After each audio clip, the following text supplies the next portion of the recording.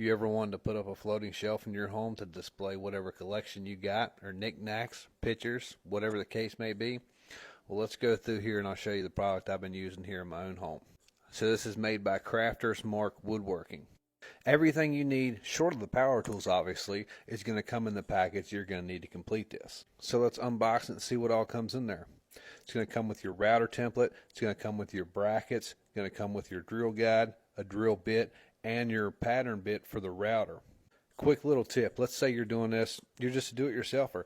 You don't have any woodworking tables or nothing like that, and you got a slab and you need to hold it up vertical. Just a couple 2x4s together and one on the bottom. Set the depth however you need, just so the piece of wood will fit in between and it'll hold up nice and straight for you. And these shelves are 9 feet long, so I'm using a 2-bracket system. Obviously, depending on how big your shelf is going to be, it's going to dictate how many brackets you need to put in there. A shorter shelf is only going to need, obviously, 1 bracket. If you're doing something longer, 2 or even 3 or 4 brackets. What's really nice with this template, though, it comes with that drill guide. And you see me drop it down in there, so it's already got notches made out, so you know exactly where to put the drill guide. There's no guessing games or anything like that. You just put it in a notch, drill your hole, and you're done. Then after you do your first one, just unscrew it, move it to the next one, screw it in place, and drill down. And then after you remove the drill guide, you can always drill the hole out down further, just so you have plenty of room for the bracket to clear everything you need to.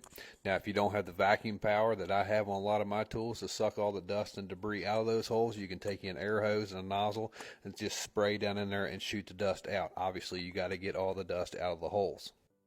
Once all your holes are drilled, while the template's still in place, you'll put the pattern bit on the router, set the depth. Obviously, you want to get the bracket recessed down into the wood, so when you mount the bracket onto the wall and slide the shelf on, it's not sticking out from the wall, and it's nice and tight to your drywall or whatever your surface may be.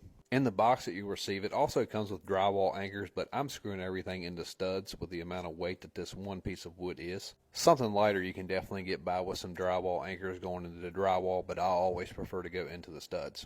As you can see here, I already got it placed up on there. It's being held just fine. Push it all in and you are done. Then you can decorate the shelf however you see fit in your home with whatever collection or whatever it may be that you have. I'll put a link in the description in case you want to purchase one of these floating shelf brackets to do in your home. And I'm also going to throw your promo code in there where you get 20% off your purchase as well.